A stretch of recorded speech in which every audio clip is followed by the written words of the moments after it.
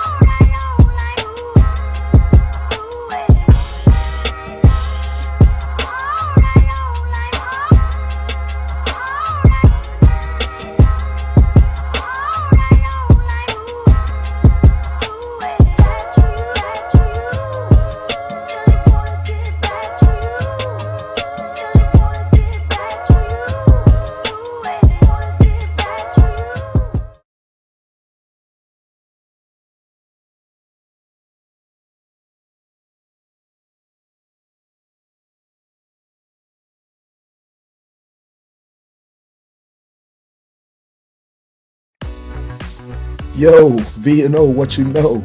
I tell you what I know. Vanika Henderson of Heritage Real Estate is the top realtor in the Northwest Indiana region. Whether you're looking to buy, sell, or rent, Vanika can and will accommodate all of your needs. Give her a call today at 219-525-4018. Also, you can check her out on all major social media platforms. Just search Heritage Real Estate. Please do not sit on this opportunity to work with the best. Contact her today, 219-525-4018.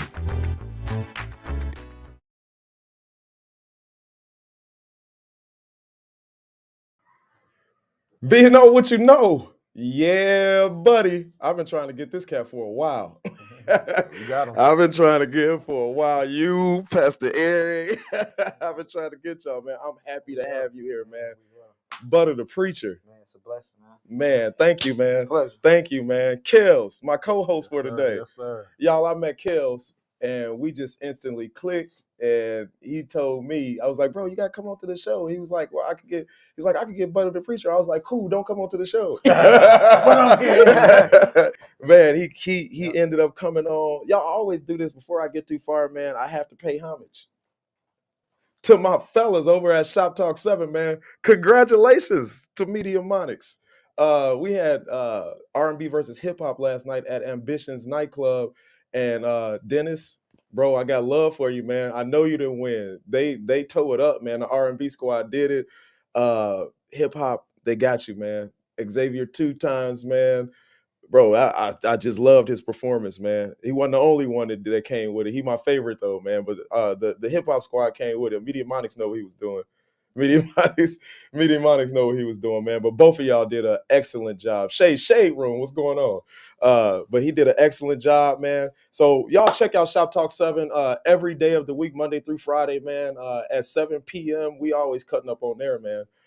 And I gotta pay homage to my man Greg Gray of Dope Living TV Live, bro. Shout out to you, Greg Gray, man. Shout out to the whole Dope Living family. It wouldn't be a V&O without Greg Gray and Mo B and Gina and Marcy, man. So I gotta pay homage to y'all. Y'all check them out every weekday also at 7 p.m. So you can flip from one Facebook page and YouTube channel to the next Facebook page and YouTube channel. But yes, man, I gotta pay homage to them. But now coming back to this, man. Malcolm, what's up, man? Bro, you have a heck of a story. We was just sitting here talking, y'all, before we came live, and he didn't know that I knew everything. Right, that I was following him like that, man. But I've always I love to support people, man. You had a restaurant in East Chicago at one point in time, and I made sure that I spent some money in there. I've watched you. You was at Wolf Lake, man, at the Festival of the Lakes on stage, man, killing it, man. You was on. I remember seeing your clip from ABC Channel 7 News, man, killing it. Yep. Who is Butta The Preacher, man? Where does the story start at? Man, the story starts in the heart of Gary, Indiana. Before the awards. Before the awards. The faux hip hop awards. Before preaching, for the accolades, for television presentations and all those things. I started just as a kid that grew up in Gary, Indiana. At a time where it was very hostile, very rough. In the 90s. In the 90s. Yeah. So where the billboard said, time. So we were headed to Gary. It said, "Welcome to the murder capital." Man, welcome to Scary Gary. So, and it don't look like nothing, promising was going to come out of that, But God, like the Bible says, can any good thing come out of Nazareth?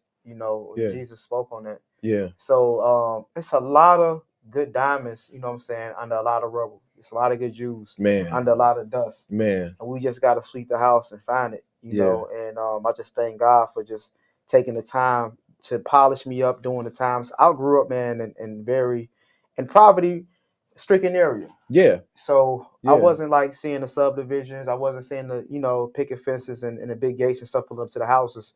We pull up, you see the Chevys outside. Yeah. Some sitting on boxes, sitting on rims with nothing on them. Sitting you on see, fofos. Yeah, women outside dancing. You see guys smoking, drinking, shooting dice, shootouts. Yeah. Like you living on a movie set of Boys in the Hood. And so that's what I saw growing up.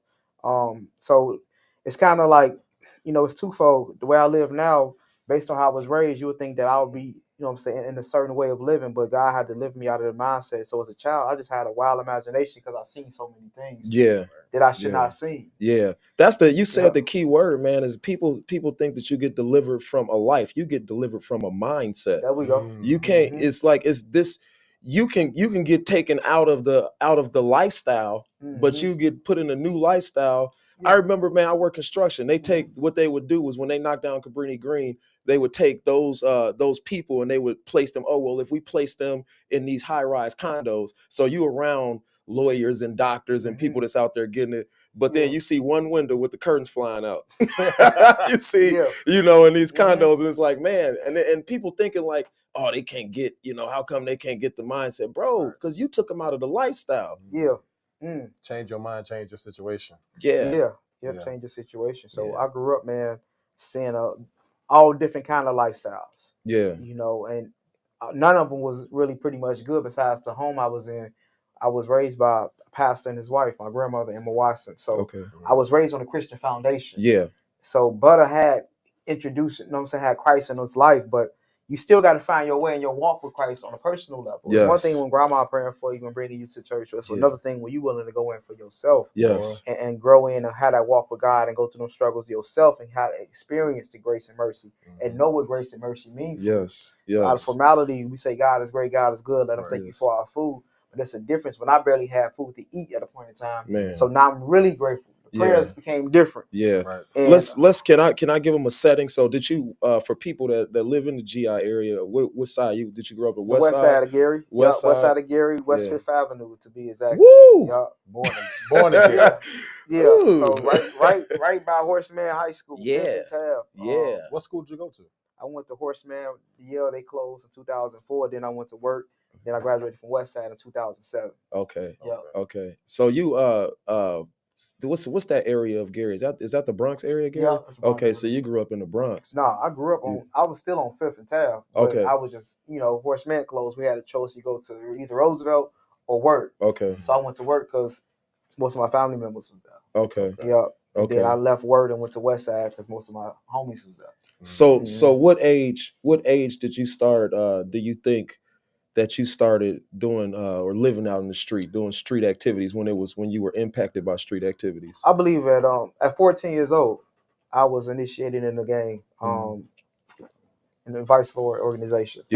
And it was more so not to be a macho, not to be a criminal, and not to do anything wrong. It was more for all the brotherhood. I see these guys together since I was a kid. Every day, and they calling each other brothers. Right. And one day I was talking to one of the guys, to the older guys, and I was like, man, like you got a lot of brothers, man. Like your mama had all these kids. He like, no, they ain't my blood brothers, but they like that. Right. We just call each other brothers based off, us being together. Like and when he described it to me, I was fascinated, like, wow, because the way you love him and the way you get your clothes off his back, the same thing I do with my blood brother. And I'm like, this is the brotherhood. So as a young kid, you see these guys 22, 23, 24 with this kind of structure. you want to be a part of that when your father is absent, especially. Yeah. You're like, okay, well, I got some people I can look up to. Yeah. And also a form of protection, but also feel like it's like a brotherhood because I'm big on family. Yeah. And then I asked him, hey, well, how can I be blessed in and be a part of it? And then that's when we went through an initiation process, which, was something that you actually will see on movies. And they get to explain it to you different literatures and different protocols and policies on what this is about. This is what we stand for. So at 14 years old, I took that and I embraced that but I used it in the wrong way because when I went to school, when you're immature, I can say gangster, whatever you want to be. Right. You trying to have people buy into that thing too. So we trying to punish people to be into what we in. Like if you something different, now you got to be a vice lord. You gonna hang with us. So anything outside of that causes, combat. Yeah. The fighting. Yeah. And being aggressive.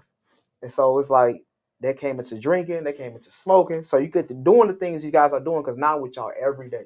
I'm not a little brother that was on the porch watching y'all. You know what I'm saying? Drive past in the car. Now I'm flagging you down, telling me, hey, take me to the gas station. Let me roll with you. Check it what out. You smoking? Let me hit that. Let me see what's going on with this. Let me drink that. Let me see how this tastes. So now it's a different thing because now I'm introduced to another world. Right. And that's when all the patterns that I started, when it comes to now I got to carry a gun because I see now y'all like guns. He got a gun. He got a gun. I don't have a gun. Right. So you 14, 15 years old, what you get a gun for? Y'all got a gun. I'm with y'all. I need to make sure I'm protected as well so I can help y'all. Yeah. And as older guys with no structure, with no family, with no father, they hurt. So they like, this little kid, he willing to ride with us. Come on, let's give him a gun. They gave you the gun. He might, you know what I'm saying? This is the underdog, and then he don't look like a threat. Let's give him a gun. The element of surprise. Right. So we can how you make runs for us and do what you need to do. So it just was, it came from there being for like, oh, y'all trust me with y'all life. Y'all trust me with y'all guns. Y'all trust me with y'all weed. I'm not gonna tell the police on y'all. And I took pride in that at school. Like, I get to go hang out with the big homies. Right. Yeah. And now Butta, one of the youngest guys, hanging with all these older guys after school. And some of my friends ain't want to do it because they really was raised to the right. Like, our fathers and they fathers in their life. They like, but I never see you with them. You know? Yeah. You gotta cut Butta off. They doing too much. Yeah. And then that developed anger, rage. Then that's when, get the fighting and all that kind of weird stuff. So what was your grandfather's influence like? Because did he see you living this? He had passed before this time. So but he the one that instilled that word in us. He the one that showed me how to love women. He the one that showed me how to be a man, how to, be supportive of your family, to be the family man. So he showed that foundation piece super early. But at this time, granddaddy ain't done no more. Yeah. So somebody got to pick this kid up. Right. Same way, leave somebody unattended, somebody got to pick it up. So who gonna raise him now? Right. Because it ain't the pastor no more. He's going on with the Lord. Right. It's these guys, all these pastors, these like, you know what I'm saying? These are my pastors now. Right. The dope man. What was the disconnect with, it's crazy because I was talking to somebody about like the structure of the church and like kind of like the decline of the church and like what happened, man. And it's like these older preachers died and then like a lot of young preachers kind of took over that wanted clout. And when I say young, they was like they were older than us. Yeah, right. But it's like after that initial the preachers started dying off, church started getting smaller, they started not being able to relate. It's like then you got a couple clout chasers in there. Who came after your grandfather that was supposed to was somebody supposed to come and pick you up? It was supposed to have been somebody to come. So we had most of the men in our family that was older at that time, they was going through struggles. So he a good guy, good heart, but I see you get drunk all the time. So ain't too much you can tell me about not drinking. You could tell me about guns and all this, but you done been in all these shootouts and wars, so I don't hear nothing about this stuff. Right. So it was like, who had that life, that model, something that was like, man, he just like granddaddy? It was like Pastor Brooks. But when you want to do what you want to do, you ain't trying to run under Pastor Brooks. Yes. Because Pastor Brooks ain't drinking and toting guns. Yeah. So granddaddy been gone so long, I done picked up something else that I felt like that I like better than the ways I felt like I was raised. Yeah. How was your grandmother feeling doing this? Like, because your grandmother's still around. Yeah, my grandma's still around, so she doing the best that she can do. Can't control no young boy. My mother boy, around, they doing the best that they can do with all these boys. Yeah. Okay. But it's so many of us, we all ripping and running. It's like you get wore out because you got to attend to this person and this person. Right. Then while I got to calm him down, you got 3 more out there in the backyard fighting somebody. Yeah. So it was like these women, So it's like, what could you say? There's only so much a switch in the belt will do. Yeah. You know what I mean? So we get to school, you get a call from school saying this behavior acting up. So there's only so much they can do, but besides prayer and asking God to remove that thing that's keeping us in things that we were in. But for the most part, I didn't have nobody really like that besides Pastor Brooks and a few I could say mentors they tried to push on to us that was at school. Okay. Let's intermingle the music. So, cause we was talking, you didn't know I knew about Butta Gutter, right? Cause before Butta the Preacher, was Butta Gutter. Where did the music come in at? And the name Butta. Yeah, and the name Butta. Yeah, because I guess I never really. Butta, people need to know Butta. He was slick. People need to know Butta. Somebody saw me at Butta on Clubhouse. I don't know who that is. That's Imogene Bibbs. Yeah. Shout out Imogene. Nene. So people you know Butta that's a baby. That's a childhood name. So everybody talking about this Butta, that's a baby. Okay. Really?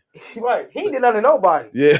It just Butta Gutter was like smashing too, because it was too soft. People know that's Butta. He was a baby. Okay. So anytime you think of Butta, if you knew me from the 90s, you think of that baby. I ain't that baby no more. Mm-hmm. So I got to put something on top of that name that eliminate the baby, because you don't know no Gutter baby. Yeah, that's your in the streets. That's right. So it's like, Butta, he's why he in Miss Watson? Nah, he ain't Butta no more. He Butta Gutter now. Yeah. Yeah. So it's like that now. Like, okay, he Butta Gutter. All right, don't worry about it. I know where he at. So Butta is your man. Right. Come here, man. Butter's the man. Butter's like remember my son, baby man. That's the baby. Yeah. But Butta Gutter, that's the guy who had to protect Butta. That baby that was scared. That baby that was lost. That baby that know what, you know what I'm saying, what it is to be a man. Right. So that Gutter came from a street term, you know, and then that's how deep we was in the streets. I don't even know who gave me that name. Really? Wow. Yeah. It's just people just started calling me that. Wow. So when people ask me what my name was, I'm like, yeah, man, Butta Gutter. He's still down there, man. You just control him. He under your feet. You just, you know. He's sitting down there, man. He's sitting down there. But Gutter's still in there. So was Butta Gutter interested in music, or was it? Yeah, so I picked up a pen one day. I'm going to be honest with you. Man, look, so I picked up a pen. I picked up a pen before that name, but I was 14 years old, 13, 14 years old, I remember.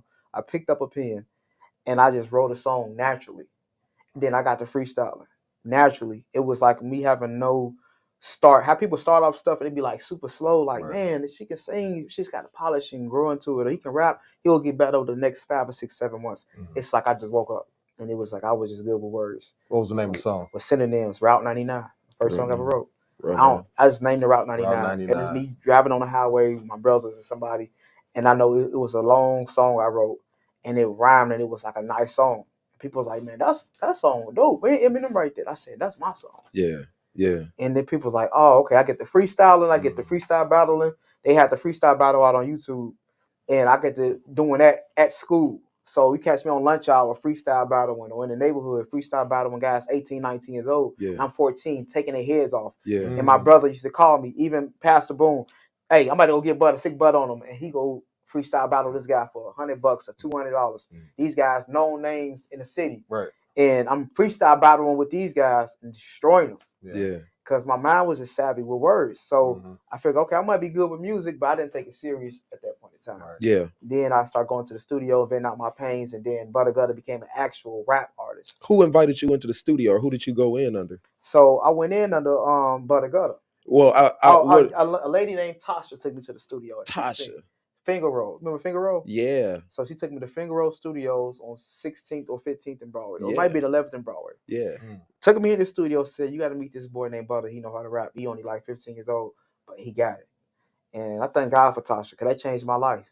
I went in that studio, I placed some headphones on, and I never felt so much comfort. Yeah. Peace.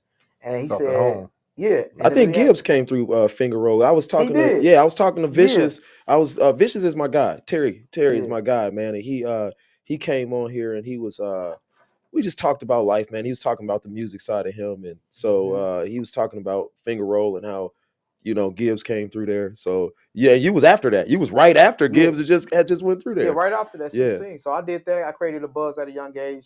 Called them Jiggy Boys, me and a couple of my guys. And the Jiggy Boys. Yeah. my boy, rest on the peace to his soul, man, Billy Young, me, him and his brother Tommy, my boy T Murray. We started a group called Jiggy Boys. We performed at the Skate World and the little local parties and stuff. So we created a nice buzz. And then and I was also in high school. So I got to rapping, and then that's what Butta Gutter came about. But my music got real violent when I graduated high school. Habitat. Mm-hmm. Yep. So what year are we talking? Now we talking about 2008 and 9. 2008 9. Okay. 2010 probably was my darkest seasons. In my life when it comes to my mentality. So 2010, it was like I was on a tear. Mm. I was on whatever influence, man, that was not of God, but it was something that was crazy. Yeah. And I was on a tear from January 1st all the way to December 21st of that year. When I was shot down 9 times. You can't just skip over that one. Yeah. What? He just skipped over a lot. Yeah, right. I was telling the Jiggy Boys. So we going to this whole year from 2010. I'm in and out of jail. I'm doing a lot of stuff I ain't got no business doing that I'll never say on tape by the grace of God. Yeah. But we just in a lot of stuff. And at this point, it's like, I don't even care. Like, I've been thinking, I don't even care. Yeah. Like, whatever it is, it's going to be what it is. We getting money. We doing this. Like, I don't even care. It is what it is. And then one day, I just sat down. I was sitting in apartment buildings on Fifth Avenue. And I was just sitting there one day looking out the window. And I was just thinking about just life. Like this what you really want to do? Like, what's the end goal of what we doing right now? Right. And I'm looking around the room, somebody in there smoking. Yeah. The guys in the kitchen in the hallway shooting dice. Yeah. It's like I just had the time just to pause and look at everything. Yeah. And I'm looking at all this stuff like, man, what is going on here? And this time my grandma's sick with cancer. And I got the case hanging over my head. And I just said, okay, something about to take place this year that's gonna be life changing. Something about to break. Yeah, but I didn't think it was gonna be something that gonna come with pain. Yeah. I just felt like I'm gonna do something different this year. Because now I got a kid on the way, my first child. I said, I got to do something different. I always kept saying that the reason I'm going to do something different this year is because I have a son on the way. Right. And so we get into the part of when I was shot. So this year, like I was telling you, I was going through a lot of different things that we was going through, young kid stuff. And so December 21st, 2010, I get up and it's cold. It's probably like 25 degrees outside. And that night before, though, I was walking to one building to another one. It was about like 4 buildings from another. And as I'm walking, it's like something was following me. I looked back about 10 times before I got to the building I was headed to. I kept turning back like, man, what is this? Like something is around me. Can I stop you for a second? Because a lot of people might not know I am from the suburbs. You're a Bourbonite. Yeah. And the apartments you talking about on Fifth Avenue, bro, nope, I don't want nothing to do with it. I didn't want nothing to do with it, bro. So in case y'all didn't know, that was like Murder Central. Yeah, it was. It's bad, man. It was bad. It was very bad. Go ahead. But I'm walking and you can feel, I could just feel something trying to attack me. It was like a dark entity. So I'm walking. So now in my mind, I said, man, maybe I should pray, man. Like, I ain't never felt like this because I'm in my neighborhood. I always felt comfortable no matter if it's 2 or 3 o'clock in the morning. I'll walk across the street, my house shoes on. No, ain't nobody about to mess with me. Because they know it's going to be a consequence behind it or it ain't going to be no easy cakewalk. Whatever the case was, I was never worried. But for this day particular, I was worried. I said, something ain't right. I walk into the building, I check the door behind me. I get to my apartment, lock the door, lock the top lock. I'm like, man, something ain't right. There's just too much going on right now. And I'm in my sober mind. And so that day I just chill out. I didn't go anywhere. I went to sleep. I wake up in the morning, do my daily routine, brush my teeth, get myself together. And I knew for a fact, I said, something about to happen today. That's how I knew I was called to preach, though. I had a discernment knowing something about to happen today. And it ain't going to be good, though. Wow. That's crazy. Yeah. And I called my boy and I told him, I said, man, how you feeling? I said, man, I feel good, man. Did you hear about what happened to such and such sister? And she was killed at Coney Island. And I said, what? So I get to talking to him. I'm like, man, I knew something was going on. He's like, yeah, man, that was yesterday. I said, man, so I knew something. So I'm trying to blame everything on that situation. Yeah. I'm like, okay, I knew someone, right? Yeah. But my heart of hearts, I'm like, man, no, that ain't it. So he like, what you got to do? I said, I got to make a move. And then we'll connect later on. Okay. I did that with him. So I kept a 40 Beretta. It's a gun I carry. Still So got it. You still got it. I had 40 Beretta and I had a 40 Glock. And so I'm like, so it's like, you seen the movie Don't Be Honest, which one you want to take, which one to pick? Yeah. So I'm like, man, leave me out. So no, I just grabbed one. So I like, if I grab this Glock, it's like nothing never happened if I grab a Glock. I got a Beretta. We used to be a shootout. Yeah. We get chased. It's like it was like a bad luck going. Yeah, Beretta like, might jam. Glock I'm already ain't gonna feeling jam. eerie. Yeah. The Glock. Yeah. Cool. It's like this, like a police gun. So I go take care of my business. I get a call from my boy Durant. It's my best friend. I'm like, this is like my bro. Day one. Like, where you at? I told him where I'm at. He said, meet me on 5th and Buchanan. I said, okay, cool. And I meet him. he like, yeah, these guys were here. They want to grab something from you, and I told them what we can do for them. So I see these two dudes. I'm like, what y'all need? And they get to talking about what they needed. And we get to, going back and forth about some stuff. And then he like, let's take off and just walk to the building, but let's take the alleyway because police on Fifth Avenue, which they were. So okay, cool. Police on Fifth Avenue. We go take the alleyway, and as we walking through the alleyway, my son's mother called me, and she let me know the same day I found out that the gender is actually a boy. I always told her she was having a boy. You having a boy? And she like, yeah, well, it's a boy. So these guys actually hear the conversation. These are the shooters at this time, and me and my boy, we walking. And as I'm walking and crunching through the snow, it's like now all my senses on high. I can hear more for some reason. I can hear the snow. The snow was crunching. As we walk on the snow, it's crunching so loud now. I don't know why. It's like my senses was on high alert. But I wasn't like in a panic or nervous state. But earlier that day, I told you something was going to happen. Right. So as we walking with these guys, in my mind, it's like God already told me something about to happen in this situation. I don't know why. But something is about to take place where everybody ain't going home.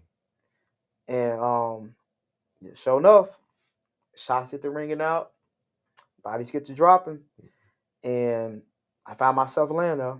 I look at my friend, he laying there. Because they tried to rob you? Yeah, they tried to rob me. Yeah, Judas. Yeah.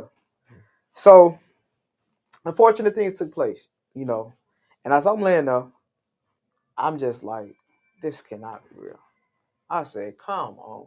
I'm laying there like it's like I'm really thinking like my natural mind. And I'm not even panicking. I'm not freaking out. I'm not crying.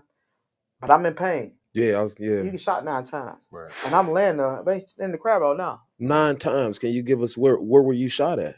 And chest, stomach, wrist, side, the rear, the thigh, the ribs. I mean, anywhere all the places you don't want to get shot at. Yeah. Places where you vital areas. Yeah, lung areas and stuff like that. So all those spots. And I'm laying there, man, and I'm just thinking to myself. I'm laying in the snow, my head up on the cushion of the snow like a bed. I'm like, Lord. I said, whatever it is, man. I said, I just ask that you forgive me, and you know what I'm saying, let me into your kingdom. Then I said, like, I'm sorry. I got to praying like a prayer, like I'm bitter about it.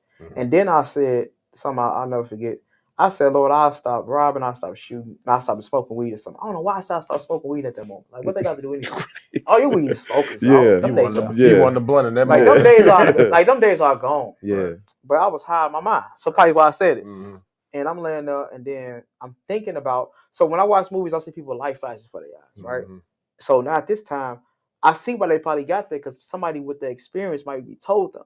That's why happened in a lot of movies, because you do have those, and it could be something with your mind, it could be your calculated thoughts, but you do have a flash over your mind of different things and events that took place and those that should have took place. So as I'm laying there, I'm like, I can't believe, man, I done got killed in these streets at 21 years old. I'm cussing myself out like I'm already like Butta The Preacher. Right. Yeah. I said, you 21, man. Like, come on. We supposed to have been doing this. We supposed to have been making music. We supposed to have been preaching the gospel. Listen, I never I'm sitting there like, well, I'm thinking these thoughts. Right. Like, you supposed to be doing this. Supposed to be running businesses. All these things is like me talking to me at 21. It's like me today talking to 21-year-old laying down. When eternity's on the line, bro, you start thinking about your purpose. Right. I see my son. I'm picking up kids. I'm just all this in my mind. But it's amazing you're not focusing on the pain. You focusing on what you didn't accomplish, what you should have accomplished. Like, that's just amazing. And I'm thinking about my mama crying, picking out a suit, the casket, all these things go through my head. And I said, I grabbed the snow, put it in my palms. I said, I cannot die. I kept saying that. I said, I cannot die. Not right here. Not in this alley. It'll be a disservice to my grandma to raise me this way, and you'd have died behind some trash. Where's your friend at right now? Is he? He passed. He passed. Yep. Yeah. So, I get to the hospital, and at this point, I'm laying there. The hospital, I'm in the tracheostomy unit. They running crazy, grabbing stuff. They trying to talk to me, trying to get my last moment of words because they thinking it's about to be a homicide. Hold on, man. Was it somebody that found you, or just like? Yeah. So one of my guys found me. Okay. Man, by the grace of God, he always be asleep or something around this time. He was up, and he found me. and he was laying up. There's many people. We on Fifth Avenue. Everybody know me. That's Butta. Like, what's going on? So it's like he was there. He seen everybody out. He was like attended to me. Right. He seen the baby when he seen London. He didn't see Butta go. Yeah. He seen that little boy that grew up under him. Yeah. Like, man, we shouldn't even introduce him to that kind of stuff. Yeah. And he just trying to be there for me. He talking to me, and I'm talking to him. And I'm trying to be so gangster and cool at the same time. Mm-hmm. He like, bro, you hit up, little bro, man. I promise you, man. If you don't make it, man, I'm like, man, it's all okay. Right. I'm just like, wonder, like, it's okay. Like, I've seen a lot of y'all go like this, so it's okay. Yeah. It's too late. So I get to the hospital, and then I asked the nurse, and this only person that see me at a space when I was sad. Mm-hmm. Cause I was trying to be so macho in front of everybody. Yeah. Like, it's okay. You about to die, probably, dude. You sitting shut up. So I get to this one room with this lady in there, and I remember just crying. I just felt myself drifting. I said, oh my God. I wasn't crying, like bawling, but tears running down my face. And she said, what's wrong? I said, do you think that I'm going to die? She said, I don't know. The white lady told me that. Mm-hmm. Like, you don't tell me that. Say yes, you're going to make it. She said, Yeah. I don't know. And she got to praying for me. Really? And how I don't know gave me more life. Yeah. We got to figure it out. Yeah. Well, all right, cool. Y'all counting me out. And he talking to the police detective talking to each other. They not really moving on like, let's get these things together, get him in surgery. They trying to figure out, let's get everything he got to say about everything first, just in case we got to figure out how to close this case out. Mm-hmm. And then I get to the, I remember saying to myself, I said, my last race I went to surgery. I said, hey, give me the surgery. He said, what is it? I said, get me the surgery. I knew it. I said, y'all give me that, I'll be straight. I said, give me the surgery. And officer, I forgot his last name. He know me. Name start with a T. Light skinned guy. He said, get him the surgery. I grabbed his vest. I said, tell him to give me the surgery. They do that, I carry the rest. Mm. They got me the surgery. I remember just waking up 3 days later. I didn't know I was asleep for 3 days. Wow. I thought it was like night and day, like boom, boom. Why do you say that that it gave you life when she said that? I don't know. Because she didn't you don't say know. No. Because she didn't. That's what I was going to ask. Because she didn't say no. You think? If she would have said no, I think it would have probably gave me life. But if she would have said yes, absolutely, you dead. They probably would have. If she would have said, if I would have said, I think you're gonna die. If she would have said yes, it would have gave me life. Mm-hmm.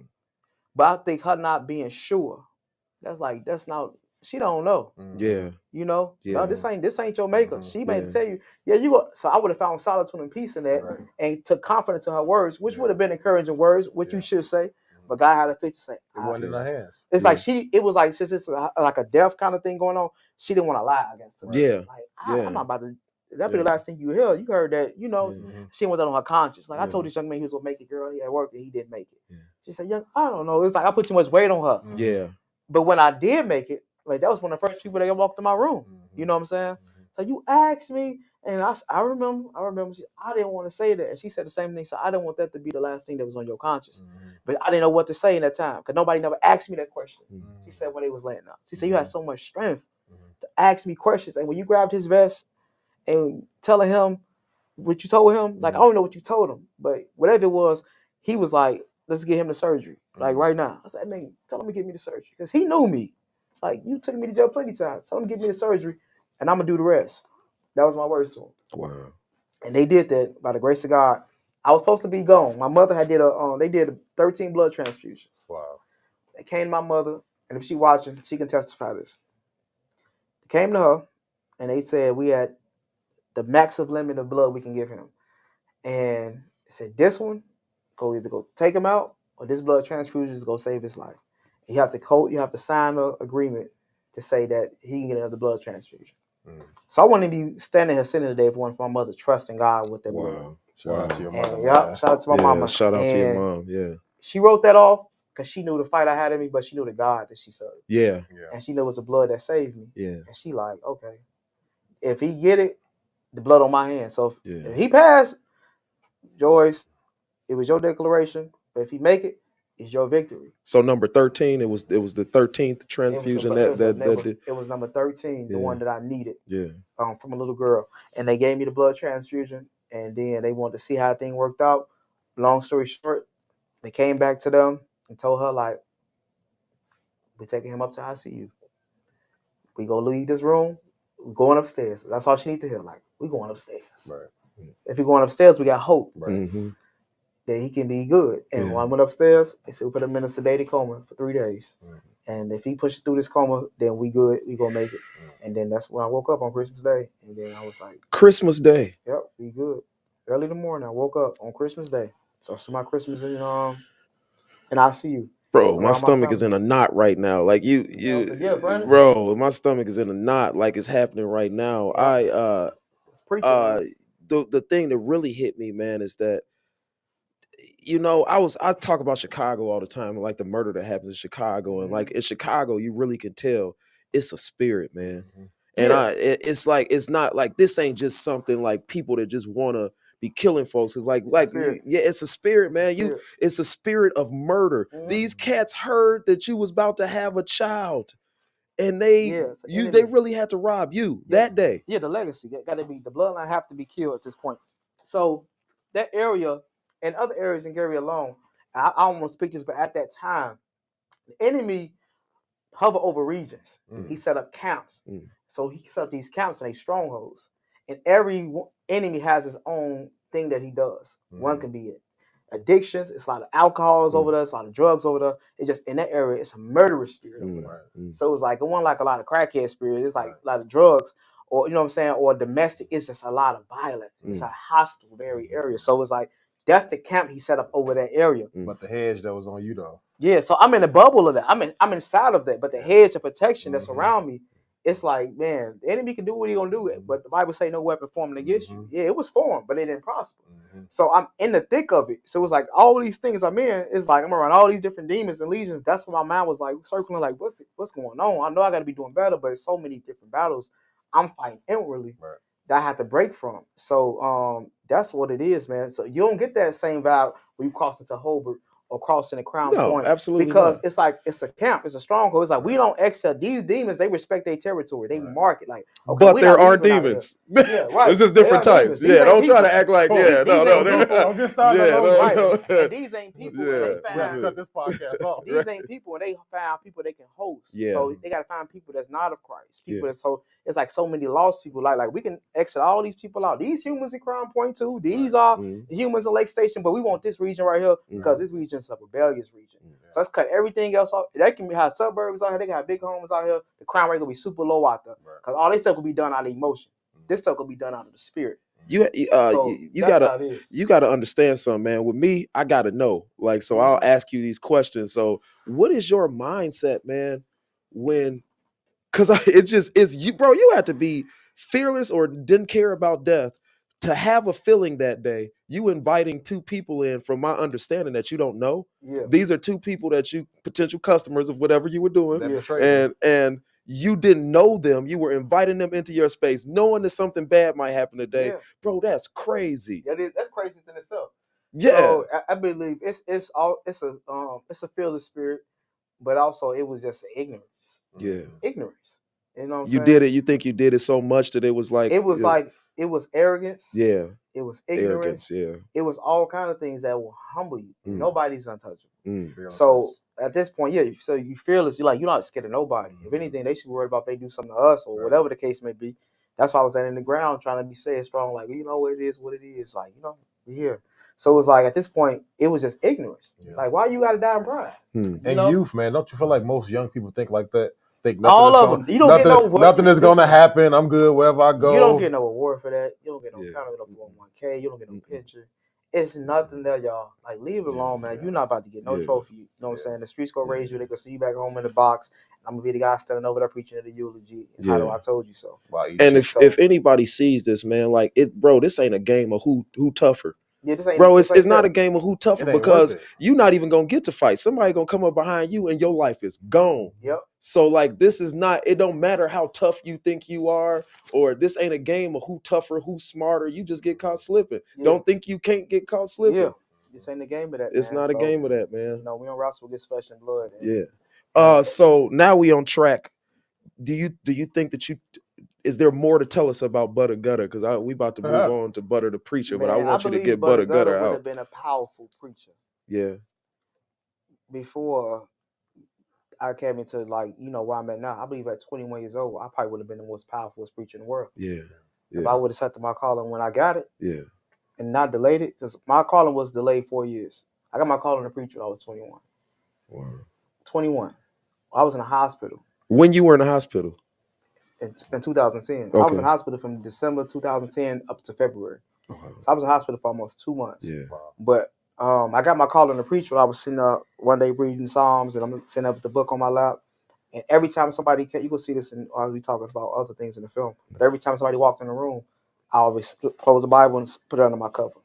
You didn't want nobody. Yeah. I got the blanket covering my legs because I couldn't walk. So at this time, so my legs always be covered up. I got my legs covered up, and so I'm short, so couldn't nobody see nothing. So everything just tucked in these little legs. Yeah. So I'm like, I keep everything tucked in there. You still trying to keep the facade going?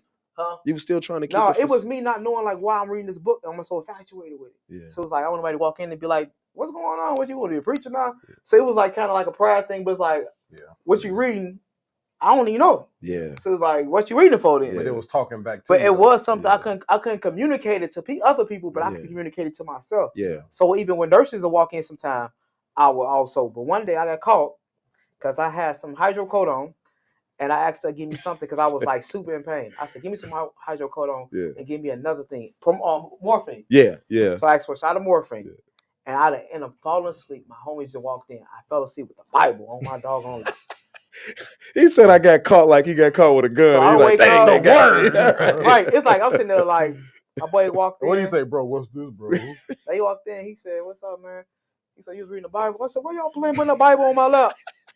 They said, "This is your handwriting, your notes in here, footnotes." I said, "I ain't mine." I said, "Man, it must be that morphine." He threw it off. I'm thinking it's like a joke. You know, people put someone while you sleep. So I wake up, they messing with me and stuff. I got the Bible sitting there. I got my footnotes falling out the side of the book. Yeah, he had a reputation to uphold. Yeah, but I felt confident when they was like, "What's the footnote saying?" And they ain't know, so I feel like, let me share this with y'all. Pass me this. I'm like, this is what this say. This is what that mean. Right. You know, so I feel good about it. I'm like, yeah, but I do a little reading now and then. You know.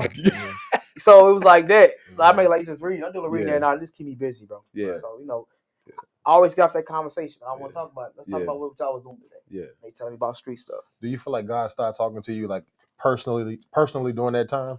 Like when you was in the hospital, was that the first time that you heard God's voice like directly? Him talking to you, Michael. To this day, I'd never talk about it. People won't believe me what God told me, and I'm gonna just leave it at that. And just know this: I know I was called to preach while I was on Fifth Avenue. This before that time, and I sat there and I got my calling to preach today, and I was sitting in the bathroom, and the voice came to me. God gave me the call to preach, and I was getting my hair cut in the bathroom in the hospital. I instantly declined. Instantly. Running from it. Yeah. Nope. And then it was so cool. Like God was so calm with it. He didn't even ask me again. Never asked me again ever. Because you heard what I said. Yeah. Ain't that something? So that was the only time he asked me. Yeah. And then I think when I got home at the hospital, I get to messing with chicks. We hanging out. I'm doing what I got to do. I'm like, I'm waiting for him to tell me, don't forget. Yeah. And I felt like, did you really call me at this point? But it's like, he like, Yeah. You wanted him to repeat himself. I want him to reassure, it's like I want you to make sure that this. You see what I'm doing? Are you sure you want me to do this? That's I'm about to go to the club. That's very human. Do you know? Do you want me? Let me know. Say it again if it's. I'm about to drink tonight. Yeah. I know you won't want your preacher, your pastor drinking, so let me know. And so it's like my mind. I'm not saying these questions, but I'm like, I want to feel that same pull that I felt, and I didn't feel it. Yeah. The encounter. Yeah. But I always still read the word every now and then it's like 2 years. It's like a year and a half after the shooting, and then the pressure got to come back over me. But he wasn't saying it with words; he was saying it with actions and emotions and discomfort. At my job, I'm working, I'm doing this, I'm in the streets, I'm doing that. And he got to making me not like things like that no more. Did your lifestyle did it somewhat change after you got out of the hospital? Like as far as like the activities that put you in the hospital, did that change? But I told God, I know. Listen. He rolled up as soon as he left. He about to say it. Listen, no. I commend myself for this. People don't know it's a big deal to them, but it's a big deal to me. I told him I'd never sell drugs again. I never smoke again. We ain't doing no home invasions. We ain't doing none of that other stuff. I didn't do it. I didn't do a lot of things that I promised him I wouldn't do. It's hard for me to keep promises because sometimes I break them. Yeah, you human. We human. But for these promises, I done broke plenty of promises with God. and His grace is just so sufficient. But these promises, even to this day today, if you put out the record, He can say these things right here, you did not do. Right. You didn't. Yeah. So I did not do those. Even when I was so close to being around it and could have did, I did not do it because I feel like that was so powerful when I made that promise to Him. It was more than a wedding promise. It was like, I promise you I won't do this. Yeah. It's a reason I gave Him that promise. It was a commitment. But when He called me to preach, He asked me one time, it was so short and it was so simple. He didn't talk about it no more until July 2014. He didn't talk about it no more. You know, God is, I think He's graceful enough to understand us and love us enough that I think that was enough for you at the time. Right. You totally changed your life, bro. You can't go from dope dealing and all of the home invasions to walking behind the pulpit. Right. I got to get used to the life, not robbing somebody, not busting somebody upside the head. I can't just walk in the pulpit. A lot of cats trust the process, man. Yeah. I think God gave you grace to be like, yeah, okay, man. Like you go out and get your chicks or whatever and do, you know, but you're not living that lifestyle because it is hard, man. If you honored that little part of saying like, I won't do these activities that almost made me lose my life, then God said, okay. And bro, people push us. Yeah. People will try to push you into something. People push us too fast. And I think God is telling people sometimes like, hey man, step back. I got this. Why are you trying to push? I got him. I knew I was in the club one day. I knew in 2014 for a fact I was gonna be preaching no matter I got an accident or not. Yeah. I said I'm gonna be preaching. I knew it already. Yeah. And I said it, and this time I'm vocal at this point. I was telling many people, I said, man, I felt like God called me to preach. And I feel like, but I could see it though. Yeah. And when I got there, people saying that, I felt better. Like, yeah, I could see it, man. Like you might got it. I can see it, man. You getting better. It don't matter if they see it. You even went and got a real job, right? You said you would have got a real job, Calvin. Right. So right. I'm working and stuff, man. So that's what's up. I got a real job. I'm in the steel mill, so I'm sitting up. Oh, snap. And I'm in the club, but I was still doing some knucklehead stuff. Yeah. Like I still had some violent encounters.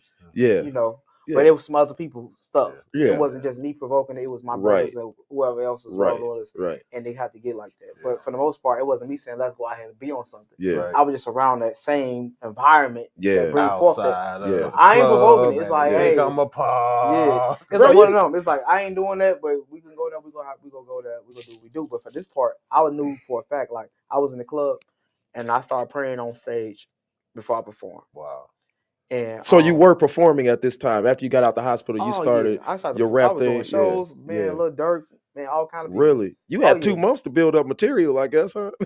Right, 3 months. So I'm betting all my stuff I'm going through. So this 3 years later, I'm sitting on stage in 2014 in the Link Bar, and I get to praying before I did my song, and I prayed because I felt the dark energy, that same energy when I got shot. I felt it in the room.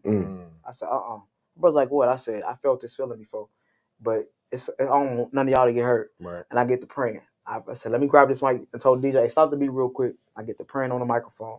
And everybody laughing, giggling, because I'm like, you know what I'm saying, comical people know I'm funny. Right. So he like, man, he's so silly. But I'm praying a powerful prayer. Yeah. This ain't a prayer. This ain't a prayer like he playing prayer like, you going in. Like, boy, you really can pray. Yeah. I need it. Amen. Some people saying amen, some people laughing. Right. Yeah. They don't know if I'm funny. They don't know if I'm being serious or I'm playing. Yeah. But I'm praying real stuff. Like I'm pounding like in the name of Jesus. They like, man, he playing. You pleading the blood. And my guys and I'm like, but I'm like, nah, that was real prayer. Yeah. And I performed my song. I had 3 songs I had to do. I performed one song. I let them finish the rest of the songs they had on track because I didn't feel right. And I sat in the VIP and I told the girl I was dating. I said, baby, I think I'm go leave this club stuff alone for good. She like, okay, like, what do you want to do? Let me do it. I said, I don't even want none of them drinks. It was like a little table with drinks on it. And I said, I don't want none of that stuff right now. I'm going to just sit here the rest of the night. I said, we ain't come back in no more. Yeah. So we're going to church tomorrow. Yeah. It's like 2:00 in the morning. I said, we're going to church tomorrow. Good feeling. Listen here. I said, all that. Guess what? I went to sleep. Yeah. Got the missed church, overslept. Yeah. And I woke up, I felt bad. Called my cousin, asked him what church was about. I texted him I was in the club. I'm gonna be at church and stuff. Yeah. And I didn't show up. But I feel like, man, I got to call him. I get to read my Bible, reading my book, figuring out what the message was about that Sunday that I missed. I'm trying to recap it myself, look at the word. Yeah. And then I just feeling like my guy called me like, man, you was praying last night, bro. Like, what's wrong with you, Lord? Because Vice was going to just like, man, look here, man.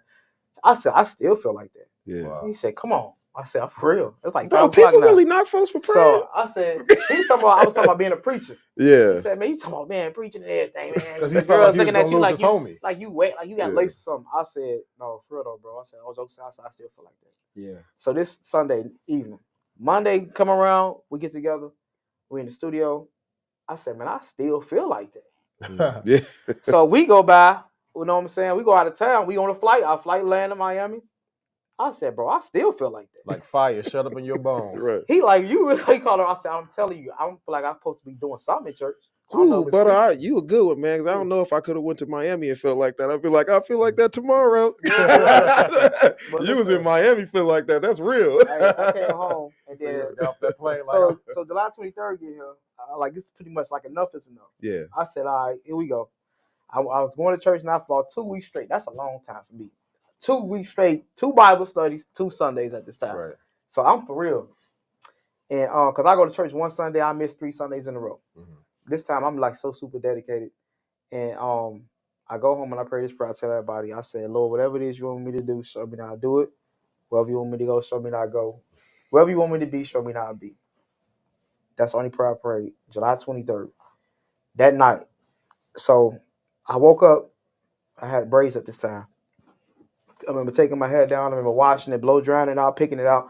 And I said, I might have get my hair braided. Then I'm going to call Pastor Brooks and I'm going to go talk to them and tell them that God called me to preach. I'm going to stop running. I don't even know what this is going to look like, but people will laugh. You saying it mad. So July 23rd is the demise of, you say July 23rd is the demise of Butta Gutta? Yeah, that's really the surrender. It's like me laying down literally for me taking out my hair to do me doing everything. I prayed this prayer of surrender. Like, Lord, whatever it is you want me to do, just show me. I wasn't going through nothing. I had, for that age, you got money. Right. I had a little nightclub for kids on Grant Street. I was a kid myself. I would put up a nightclub. I was already doing business stuff. So it was like, at this point, I'm like, all right, I'm ready just to do whatever God got me to do. I'm going to talk to Pastor Brooks and them tomorrow this day, and I'm going to see what my future look like, inside the Tree of Life Church. And I get up, hop in my car, going to take care of that business, and then flat tire out of nowhere. Brand new tires, man. So I get out, parked on side of the road. I changed and look at the tire. I see it's the tire that was flat. So I got some Fix-It Flat. As I put this Fix-It Flat in, my boy Bo pulled up and asked me too. He always help a hand. Shout out to Bo. He like, hey, bro, you want me to help you out? I said, I'm cool. I said, go ahead, what you got to do? He said, I'm about to go make a run for the old lady. I said, go ahead. I said, I got it.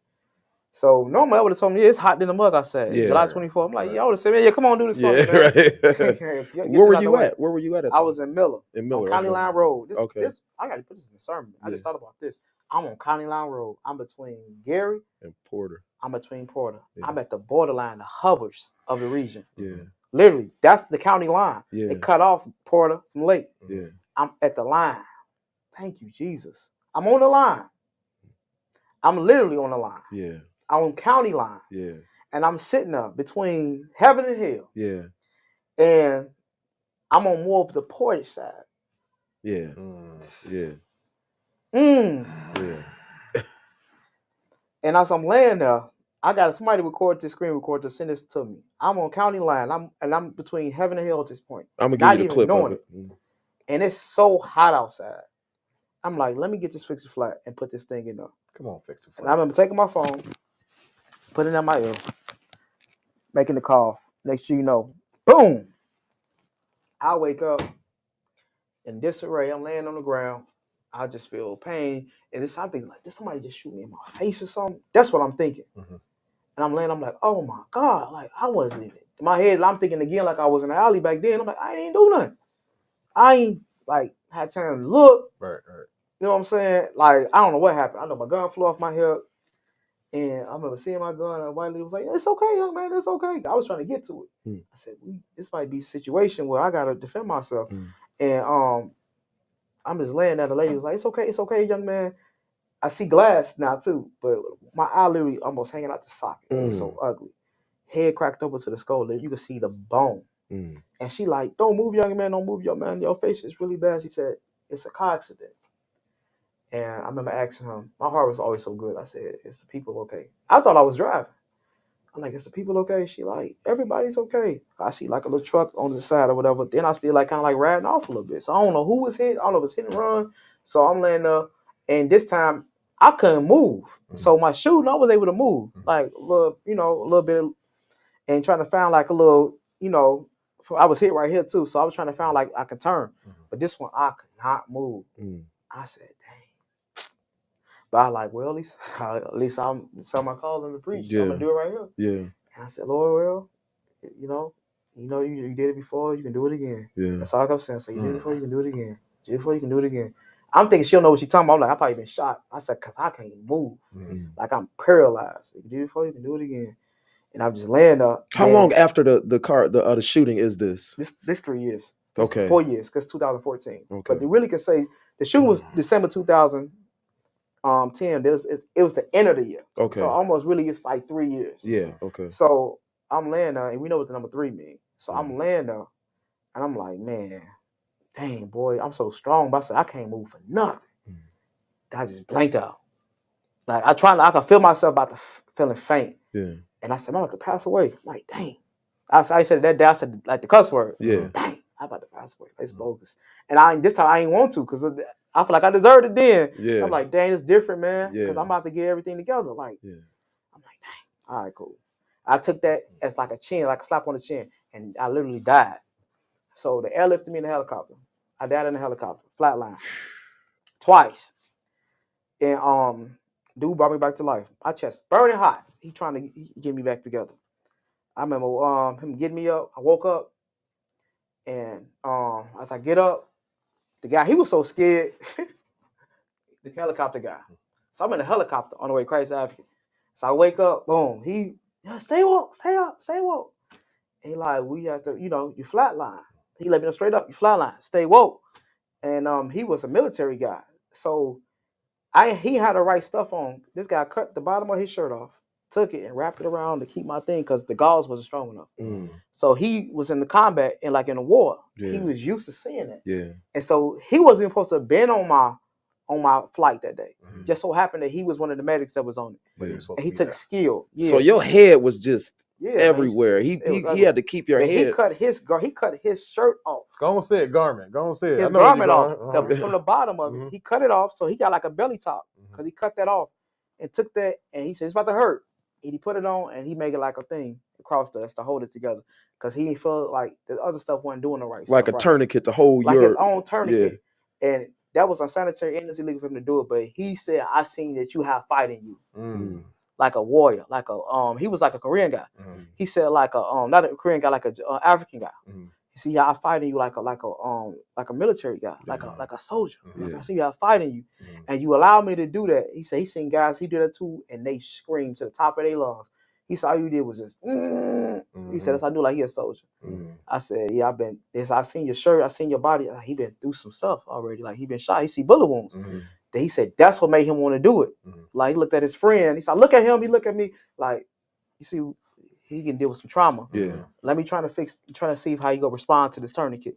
And he was like, you just. I was like, oh, because I knew like I got to fight now at this point again for my life. Yeah. We make it to Christ Advocate Hospital. I was up this whole time. So hold on, the white lady called, and she was the one that got you to the. Yeah, what happened? Yeah, somebody called the ambulance. No, but what happened? Yeah. The guy was drunk and he hit my car. So I'm changing the tire, and he hit this side of my car. So my car I got smacked by my own car and got hit by him, because he smacked my car. He came. I'm already flying from this way, but he came and hit me because he's still rolling. So I got hit by my car, then hit by the truck. Wow. I was on this side of the street. He knocked me all the way. I literally flew like 15 feet. What? Wow. So it scratched all this up. Wow. And then I get to the hospital. So now I don't want to go to sleep, because I know what it's like. So I'm like, nope, we ain't doing this. I ain't asking nobody no questions. I'm gonna make it. Yeah. I ain't gonna be discouraged. Not this time. I ain't asking. Because I gotta preach. Right. I say y'all gotta save me because I'm a preacher. Yeah. They asked me what today is and all that. So y'all gotta save me because I am a preacher. Like, what's your name? I ain't want to do none of that no more. I said, save me because I'm a preacher. I don't want to really let you. Yeah, right. He toes on business. Right. I ain't gonna ask somebody nothing. I said, God got me. He got me Christ Advocate right now. He got me. They said we had Christ Advocate. That stood out to me. Christ. Christ Advocate. I'm his advocate. Yeah. Christ Advocate Hospital. Yeah. Come on, man. Yeah. Like, you gotta. Yeah. And he can do nothing with that. He was upset I made it to Christ. This whole situation is full of purpose. Yeah, so I'm like, she like, we gotta put you to, may have to put you to sleep, whatever, because we gotta do your stuff right now. Nope. And I never yelled this long, this like this much in my life. They cleaned my face out. My cousin can tell the story. He walking past the room, he hear me screaming from the top of my lungs. They cleaning out these wounds, all this stuff. I feel all the pressure from the water, all that. The Lord told me, do not let them put you to sleep. And to see just cleaning all this stuff out, I am literally screaming. If you was in that hospital, you would have heard me, because that was the most pain I ever been in my life. Worse than being shot. Just getting this area right here cleaned out. So they couldn't numb all the debris. It was too late. It was emergency. Yeah, because you want to make sure that it ain't brain bleeding and all this stuff like that. And it was too late to do all those things. So I was telling him, come on with the come on. Like, I was encouraging them to do it. Yeah, because they were so nervous. I'm telling them, come on. Your faith had been built. It been built. My strength been built. And just knowing, like, okay, we go do this. Let's do it then. Cause like, let's do it. He's like, it's gonna hurt real bad. Dude kept telling me it's gonna hurt. He was just scared. Just do it. Yeah. So I'm like, do it. I get to yelling. You gotta do it. I'm yelling, but I'm telling him, come on, keep going. Like, don't stop. I'm like, cussing them out. The hell taking you so long? Y'all moving slow. Y'all passing stuff frigidly. Y'all sizzle. I'm like, come on. And it hurt, but I know, like, this is I'm gonna remember this pain when I'm preaching. Right. Yeah. And I told them, I was telling all the doctors and nurses, I'm gonna preach. What you preach? I said, Trail Life. I ain't preached a day of my life. What's that? I got a question about this. Now. Right. Was Abraham? I don't know none of that. I don't know. I'm gonna look it up though. You the answer when I get. You know, it's amazing the places that purpose will take you. Like when you know your purpose, it's amazing the places that it will, the faith that it builds, and the places that it take you that you ain't never been before. Now you already done got your job, you got your assignment, you ain't got none of that, but you got purpose, and purpose is saying, I already know where I'm gonna preach at. Well, what about this? I don't know about that yet, but I know that I'm supposed to be doing this. I know for a fact. I know I'm supposed to be doing this. I knew. I said, when I don't know what kind of preacher I'm going to be. I don't know if I'm going to wear street clothes, suits. Yeah. I just know I was called to preach. I don't care where I end up at, if it's Gary, whatever city or state. Yeah. I know I'm called to preach. Yeah. To the point where you're willing to take pain. You willing to take gut wrenching pain because I still know my purpose. Some people, man, their purpose is start right there. No, man, put me to sleep. It was like, I was excited. Yeah. Like, you know, and then I went through that process. I get out of, I announced my calling right there over the phone. Pastor Boone he called me. I called the church. I called him. I was in the pulpit. I said, I want to pray for the church. He said, everybody, we're in the church right now live. I said, I want to pray for everybody right now. He said, I'm put you on speakerphone on the microphone. I prayed right there from my hospital bed. And I'm praying over the church with a fractured mandibular bone, broken jaw. I prayed for the people. And Pastor Brooks told me, he heard me, he said, man, you going to be a powerful preacher. And then when I got to church, I remember announcing my calling, like, standing on my own 2 feet, announcing my calling publicly. And then after that, it was like, okay.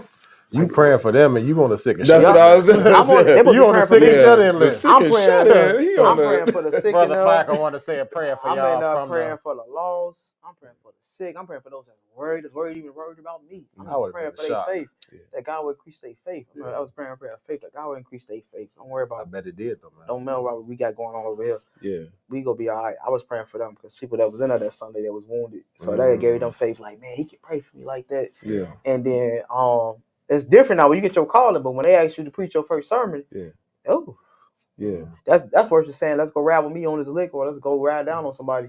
Cause now it's like, all I see is him opening. Bro, this the dude that knew something bad was gonna happen that day. Hey, this went down the alley with 2 dudes he didn't know, and when it was time for him to get up there and preach, he's like, this is scary. To this day, that's wild. To this day, okay, 5-10 minutes, 30 minutes. Terrifying. Yeah, I just see you with that same Bible that you was hiding on your first Sunday, opening it up like, okay, here I go. Man, it's terrifying. It's preaching because people life at stake. Yeah, you can be the craziest dude in the world. God call you to preach, you gotta straighten up. Yeah, for that 30 minutes. That's like you and God. It's like, okay, let's get this word right. You don't get nothing else. You don't get nothing else right. Preachers get the word right, because as people either get drove farther from Christ, and you gonna be held accountable. Yeah, and he don't play about his word. Yeah, anything he'll play with is about his word. So I take it.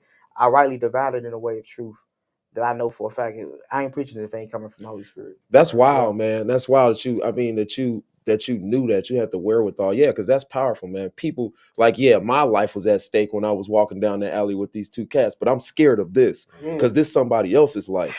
It's like a loaded gun. This Kids somebody else's life, man. Yeah, woo. Grandma's in here. Yeah, he said it's like a loaded gun. It's like a loaded weapon. It's like Russian roulette. Yeah, and you sitting there, man. You mess around and shoot the wrong way, and you go affect everybody. Yeah, because it's the wrong doctrine. It's the wrong this, the wrong teaching. Yeah.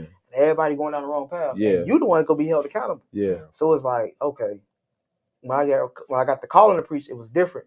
Then when I knew the commission of what it takes to prepare, I said, oh my God, this is like going to war. Yeah. Okay, cool. I got to make sure I got the right kind of machinery. You are going to war. To go to war. And then it's like, it's a sword. I got to know how to use the sword so I don't cut the wrong stuff. And it's like, you go up there, you got to be very careful with it because you got to be very precise in knowing that what you're saying is not your own intellect. Yeah. Got to be sound. Yeah. I'm thanking God for like the Pastor Brookses and Pastor Boones of the world who they influenced me. Go to school. Preachers, go to school and get that tool. You know what I'm saying? Polish yourself up because you got to take this word serious when you preach, especially to the masses. Like, you know, so that's something I did. And when I first got that calling, man, to preach that sermon, it was like, man, shoot, it was gut wrenching. Yeah. Yeah. It's more confidence now, but it's still always a feeling when you stand and preach that you're nervous because it's the word. It's dope, man, that you realize, and I'm not a preacher, you know what I mean? But it's dope that you realize that it ain't even about me. Because some people think it's about them. Yeah, but when you realize that it's not even about you and it's about other people out there, man, and you really realize, because like I said, man, in my mind, it's crazy. I know that there's a realization because you just told me that you thought something bad was going to happen. I got to go back there. And you went down the alley with two cats that you did not know, that you knew probably had guns. But when it's time to preach, this is serious. Oh, yeah. You preparing for days for stand for 15, 20 minutes. Yeah. So I'm giving y'all 20 minutes of standing. Yeah. But you don't know how long it took me to prepare. Yeah. You know how many times I told my son, we got to do this at 6 o'clock or 7 o'clock now. Yeah. You know how many things I have to counsel out. So it's like that time people don't understand. Preacher ain't got the luxury of just going to work how you go to work. I'm preparing for 30 minutes of work take days. You can put on your uniform, walk in and say, I was ready for work, you know, before I got here. You prepared for nothing. So the preparation process, it may take me 2 weeks to prepare a sermon sometime, depending on how long it is. God speaking to me about it. Yeah. That's a calling. Yeah. You might have to go through some experiences. I'm working on sermons for years. Yeah. And I still haven't preached. And I'm going to stay on 20 minutes to preach. Yeah. I just studied it for 2 years because he's in season of Odysseys. Right. So God said, look, I might work on something for 5 minutes. All right, not preaching now. So it's like he talk how he want to talk. Yeah. He interrupt you in no time. I can be leaving here on the way home and he tell, okay, it's time to work on the lesson.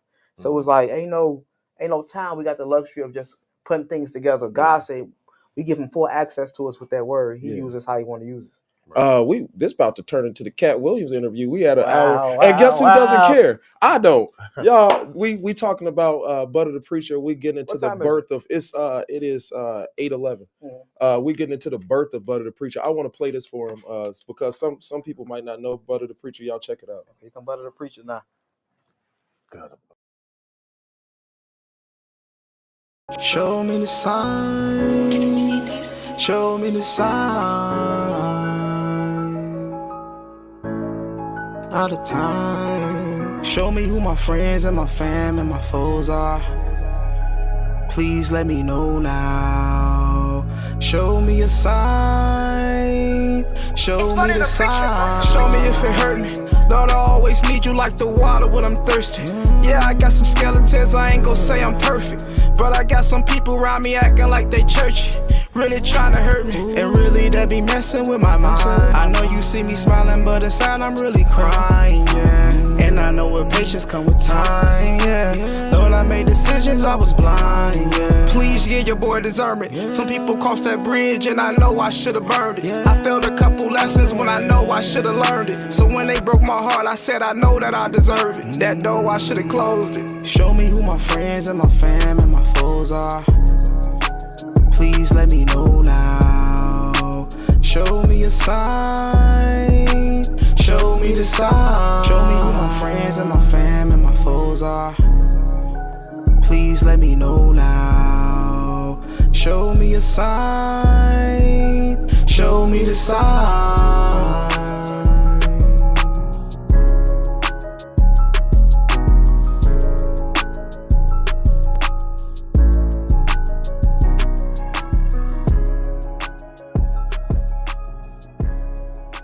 Man, you know what you know. We are ordinary people with extraordinary stories, man. That was Butta the Preacher. I'm sitting here with Butta the Preacher, man. What an extraordinary story. Like straight up, man. Straight up. So now we went through how Butta the Preacher came about. We talked about Butta Gutter, him coming from Butta Gutter. It seems to me, man, like just sitting here talking to you that you already had business aspirations. Like God was already working on Butta the Preacher before you even came Butta the Preacher with the know-how, the entrepreneurial know-how. As I sit here and talk to you, you had some things that you wanted to talk about as far as like some things that you were doing as Butta the Preacher right now. You got new music coming out. You got new music on the way. People that follow my music career, that's video Signs you just seen. That was the only video that I released last year. Really? Okay. It's very strategic. It's a dope video, man. I like to do storytelling. It's like anybody seen Jigsaw in here? Yeah. Saw? Yeah. And you see how he create patterns and he like let you find out between the middle and the end of why he did what he did. Yeah. So that song Signs, I knew for a fact I wanted to drop new videos in the middle of the year. I was like trying to force myself. I said I got to stick to what I said. I dropped Signs because it's gonna be just a year of like signs. People gonna be wondering what I'm doing. It's like what you got going on. But that was for me, for God to show me some things He needed me to do. And it was a year. 2023 was a tough year for me, mentally, spiritually. Yeah. And I went through a lot of different peaks and valleys. People don't even really know about. And it was like, just show me the signs. You know what I'm saying? Show me who my friends and my fans, my foes are. It was like a year of exposure, showing me spiritually anything that I need to carry on into this chapter of my life. Because it's called Chapter 1, this album. So it was like, show me the signs. And I mean, it could be good. It can be bad. Whatever it is, just show them to me. Show me what I don't need. Show me what I do need. Show me my vision. And so it's going to make sense when people see pretty much what those signs were in this album. So I just created that right there, just to sit that there, because I just went absent after that. It was like, okay, you dropped this video, usually come back with an EP or, well, what was it? And then it's a very short video too. It's like a quick little message. Yeah. 2 minutes. You want more of it. You want a second verse, but you don't get none of that. I just go absent, completely dark. And then I come back, you know what I'm saying, with something that's going to tie into this song here. Okay. So you got a Signs part 2 coming, like the answer to the signs. It's like a sequel to this video. Yeah. And you know, it's called Signs and Wonders. And it's a secret. It's like a sequel to this video. So it's the Jigsaw. There we go. It's the Jigsaw. Yeah, you're gonna see the things that transpire. You know what I'm saying? That he's seen me with. You were in. You did perform at the Festival of the Lakes. Yep, I performed there. Yep, Festival of the Lakes, and which is a big deal, man. Oh yeah, Lil definitely. Wayne was there, and DJ K Caesar be all over the place. Man, that's my dog. Shout out to K Caesar, man. He one of the hardest working. Not be at DJ K Caesar, one of the hardest working DJs I know. I took him on on tour. Man, he toured plenty of cities with me. Man, loyal dude. What dates were this? Was last year? This was the year before last. Okay. I took him, man. I went 22. on tour with Jadakiss, Wu-Tang. I'm the only Christian hip hop artist to ever go on tour with these guys. Wu-Tang Clan, Can you say that again? Wu-Tang Clan, Jadakiss. Yep. We went to some places, man, and he was with me at a few cities we done tagged to, and you know, we just had great times together. So definitely he a hard working and dedicated DJ. Like got on the road with me in a van with us, tour bus with us. So man, he definitely behind Butta the Preacher wholeheartedly. So shout out to him. Bro, I think K Caesar is. You ever seen Parent Trap before? Mm-mm. You haven't with the. That's an old movie. Yeah. Probably would. Yeah, I think he got a twin or something, man. And he ain't telling me. He worked hard, man. Like I'm like, how you over here? You was over here. Like, hey, man, shout out that man worked hard. You do, man. Shout out to you, K Caesar, man. You are, bro. You are, and you. Hey, man, look. The V&O. Yeah, so that was a good experience. Show me with the signs. The Hammond Show. They called me, reached out to me. I was at home actually playing. I don't play the video game that much. Yeah. I was home playing NBA 2K. And I'm sitting there playing the game. I get a call, and a young lady was like, "Hey, so the Hammond mayor asked, can he book you for Festival of the Lakes?" And they got Lil Wayne headlining the next night, and they wanted you to headline for the Christian gospel. I said, "Oh yeah, okay, cool." I said, "How they found me?" They said, "We don't know, but the mayor put in a request to get Butta the Preacher." And I said, okay. And I said, well, you know, I ain't doing it for free. I said, try it. Because she said, okay. He wanted to know. Show me the money. So, yeah. So, and I told myself, I wasn't supposed to do no shows, but God let me do certain ones that was like local. Because I have plenty of shows like that. I just didn't do it. There's nothing wrong with getting paid. Yeah. So, yeah, definitely. So I said, all right. I sent over the invoice. Ain't nothing wrong with getting paid at all. Yeah, it's nothing wrong with getting paid. That's, man. Yep. You know, they probably found you because you were on Channel 7 also. Yeah, it's like a lot of traction, and you know, a lot of traction in public figures and stuff like that do me get blogs, Source Magazine, Times Square. Like I got a lot of different promotions. People don't even probably really realize that Gary got exposure. You know what I mean? I done pretty much did a lot for Gary for the exposure of the talent, and especially in the gospel field when it comes to Christian hip hop, which is a market we don't got.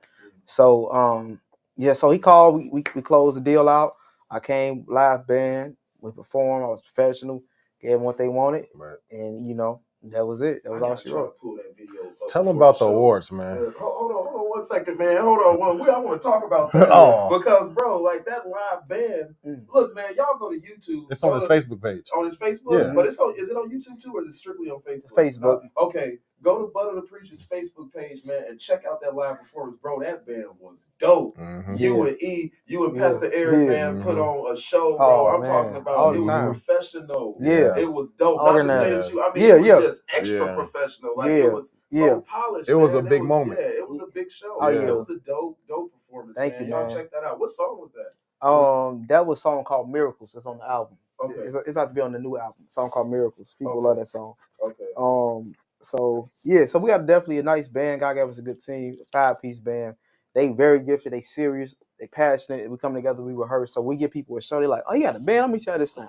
Then we hear you like, that sound better than I quiet. Yeah, live bands are different. Because I don't play about this stuff. Yeah, live bands are different, bro. Yeah. That was a dope People don't know I'm really a musical genius. Yeah. I just don't really expose it how I should. But this year I am. Yeah. I'm very creative. I got kids involved, mother involved. So I'm gonna definitely, I know for a fact, I can really truly say of these past 3 weeks, I discovered I let other people say it, but I'm a musical genius. I believe it, and I receive that to myself. So God is doing it this year for me, and I'm about to open up a window.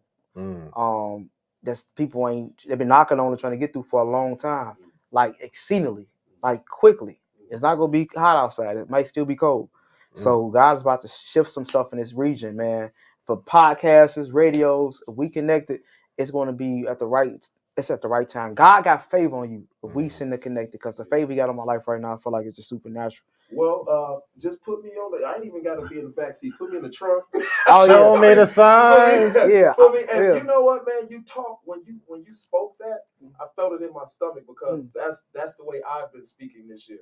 I've gone through my 2023, man. I've gone through my 2022. I told you a piece of my story.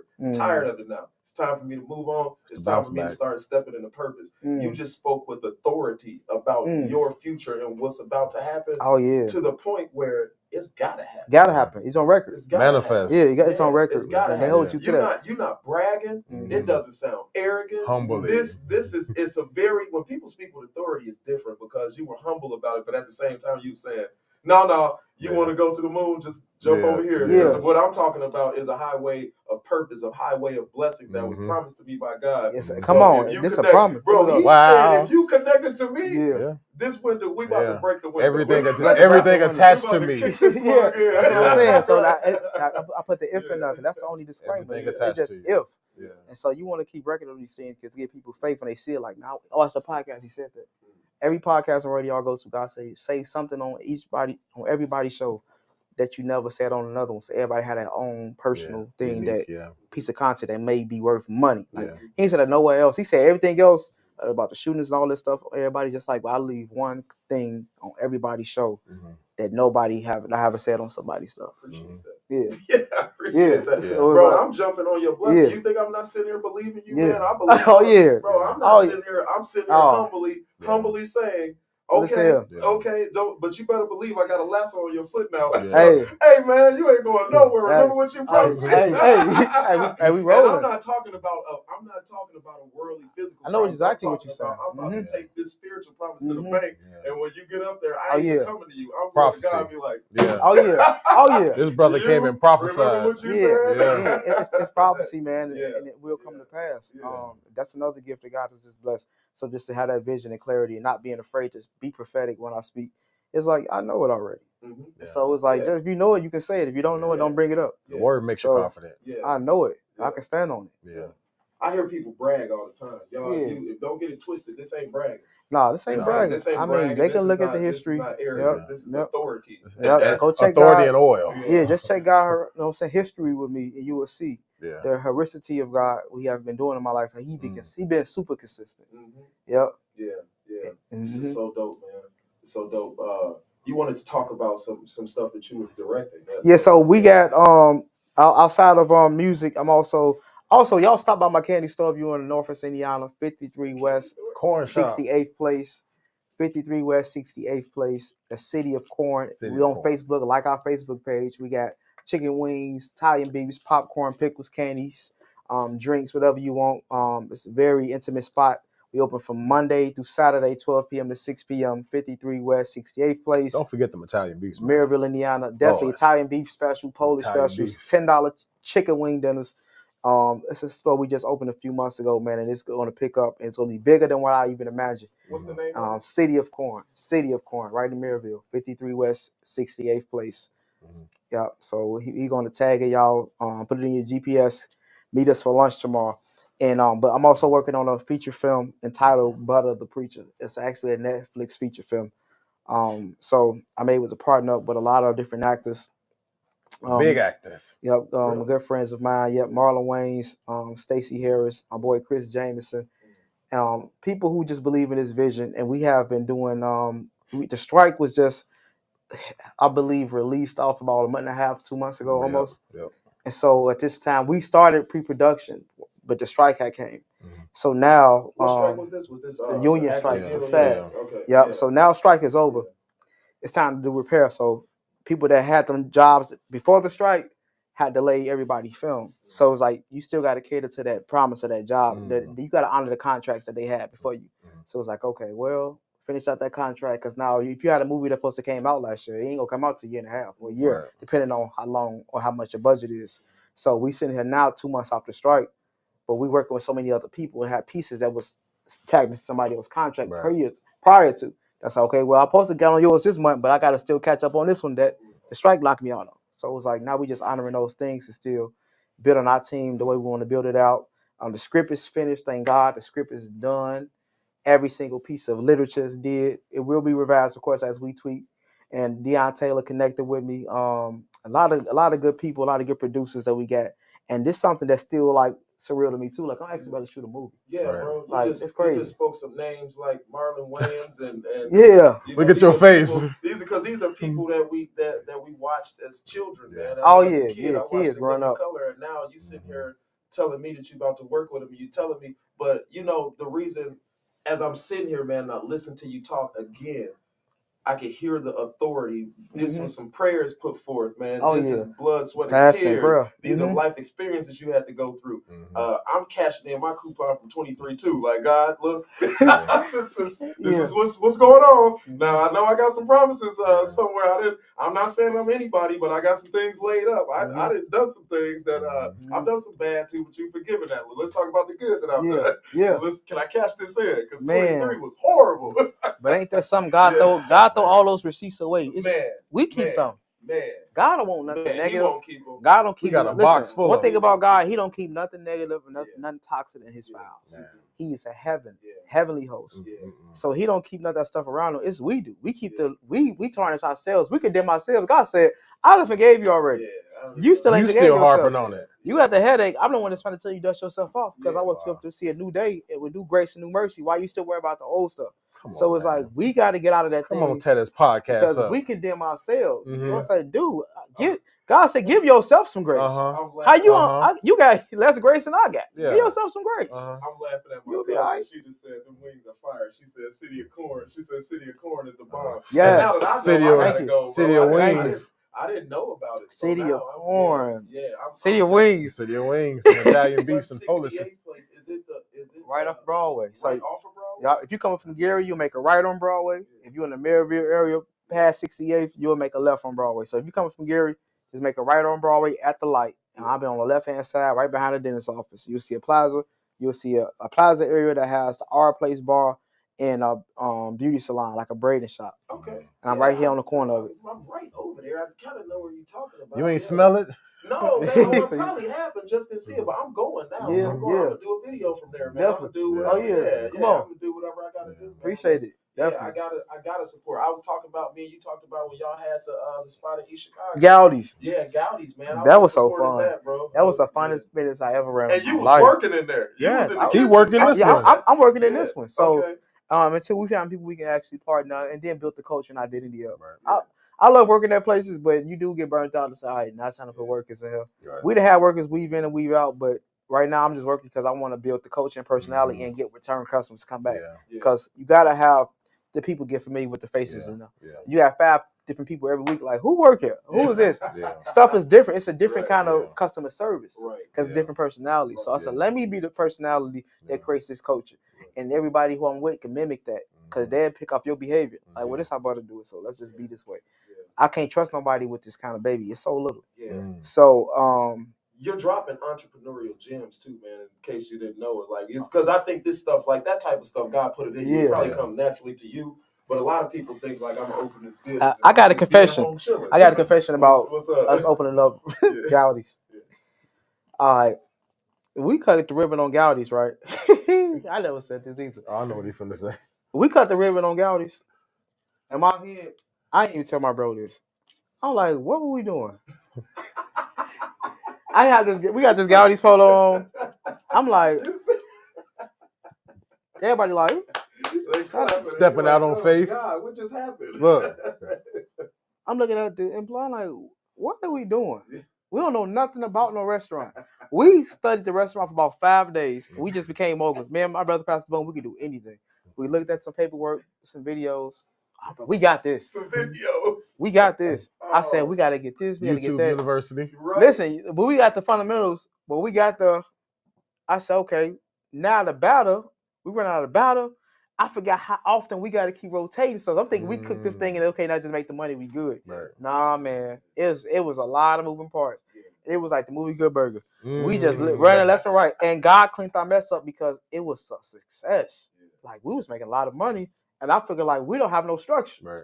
But everybody's flowing in. I'm on Windy City Live talking about Gaudi's. Yeah. And I'm saying promoting Gaudi's. And I'm telling her, like, hey, Gaudi's opened up this week. She was asking a lot of questions, too. I remember that. So I'm on national TV talking to millions of people. And the heart of hearts, I like, Mike, I don't know nothing about this place is really about to be packed. So it's about to be packed for real. You sit here playing, don't know nothing. And you sit here like, don't know nothing about this system, how Gaudi's work. We just bought the franchise. So I'm like, all right. She like, so tell me about this restaurant like you did. I'm like, dang. I said, it's East Chicago, Gaudi's. I'm trying to go with the wrong address. It's like, you mean Main Street? I'm like, yeah, Main Street. I'm like, man. So she a journalist. She was digging. She journalist. So she like, yeah, so tell us a little bit more. What are you selling? I'm like, okay. I'm like, it's a franchise. Food was fire, bro. It took a while to get my order. And I seen you. It took a while to get my order. Food was I get anxiety because I don't like stuff taking too long. So I'm mad at ourselves. I'm like, why would it take us so long for these people food? I had grace. I said they said, Michael, was 30 people in the lobby. Wow. And dude ain't had that much volume going on. But we look up and we making thousands of dollars. And then one day we had a slumlord. I hate to say, well, it's too late. I'm a Cat Williams it. I got to drink my water. Right, he had to. We out here now. We ain't no turning back now. Okay. Hey man, all you doing is telling the truth. We had a slumlord. Yeah. Okay. Yeah. What was his name? No, just playing. we had a slumlord. Yeah, we had a slumlord. Mr. Bobby. He didn't really do his due diligence and take care of the business. Yeah. And so that forced us. Gowdy's was good, but we can't take care of business as sanitary. Yeah. And when it comes to different things that can't be, you got to sanitize, you got to pesticide, you got to do all this stuff. Right. And you had tenants in the building that made it bad for our company. So like, we not about to play with our legacy, having roaches and nobody food. Yeah, right. I'm just keeping real. Yeah. And when we seen that stuff was not stopping, and we got to be extra spending money on extermination. It's not our business. We just got this space. It's like It's like, me and bro told all the workers, we gonna pay y'all can go home. Y'all ain't got to come back. Nobody fired, but y'all retired from Gowdy's. We good. We ain't gonna put it on your resume. They call us from any job y'all have as a reference. We let them know y'all did an amazing job until we close. And me and bro stayed there for 30 days.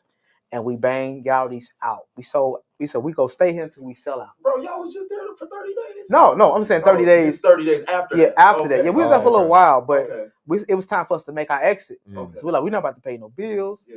We're not about to pay no workers. Yeah. All the money we keeping ourselves. So us pile all the food up, open the refrigerator, we got all the fish and chicken. And we said we gonna commit to stay here for 30 days, just me and you, and we go be the cooks. That's all it took, man. When I said we was tired afterwards, but guess what? We whooped that stove like it stole something. Bro, they did changing grease. In the kitchen cooking like a stir fry. Man, listen here. It was fun. Listen, we found the flow, we found the rhythm. It was hard the first week, but me and Pastor Boom, we come together like this. We found the rhythm and the flow that worked for us. Rotating them. I'll be at work. I'll be there. You get this hours. We just rotating together. I got 15 orders. I'm telling you, I'm dropping. You got the wings. I got the fish. But we was killing it. We was I doing better. I came in there at that time because you was in the back there by yourself. Like you popped up. Probably like, was there. That That probably was there. We making tickets. I was making about like $2,500 a day, $3,000 a day. So people laughing like y'all back there cooking all that flour, but I'm sitting here with my pockets on the meat, bro. Right. Yeah. So I'm like, we don't care what we smell like. Right. We smell like money when we go home. Yeah.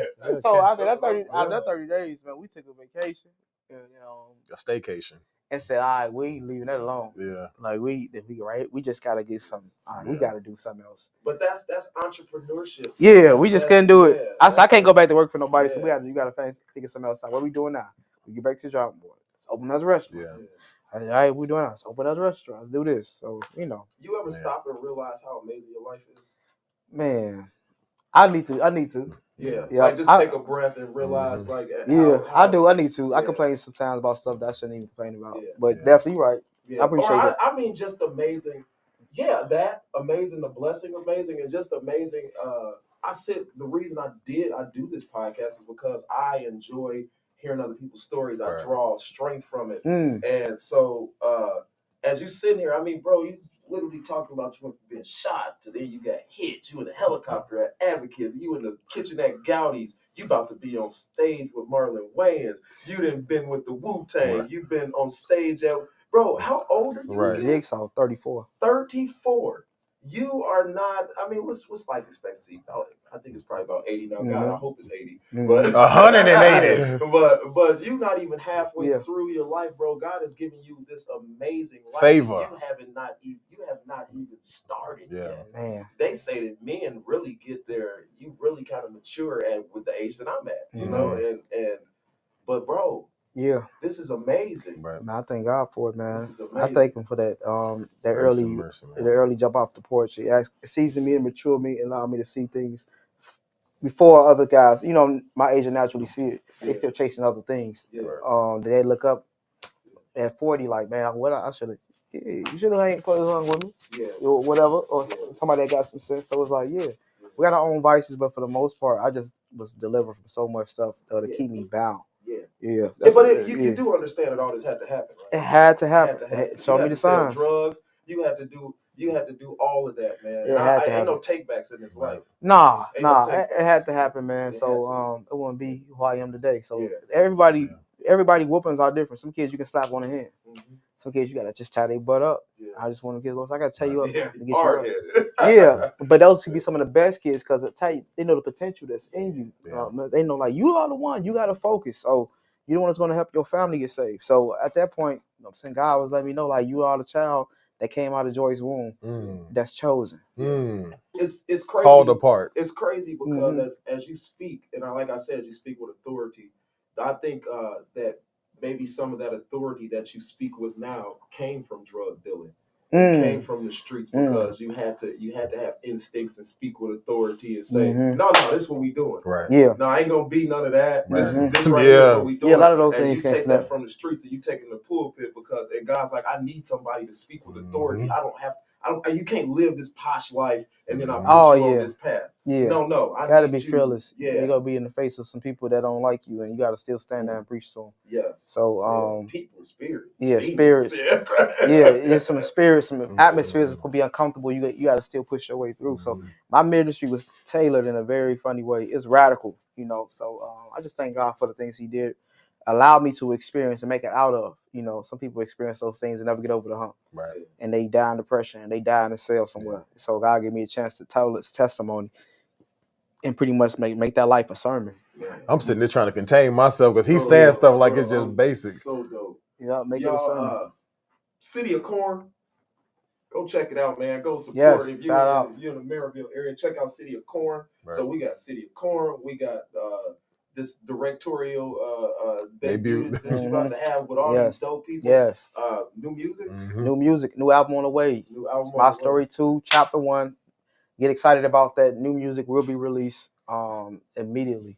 I feel like within the next 2 weeks, my goal is to at least release one song called Umbrella Life.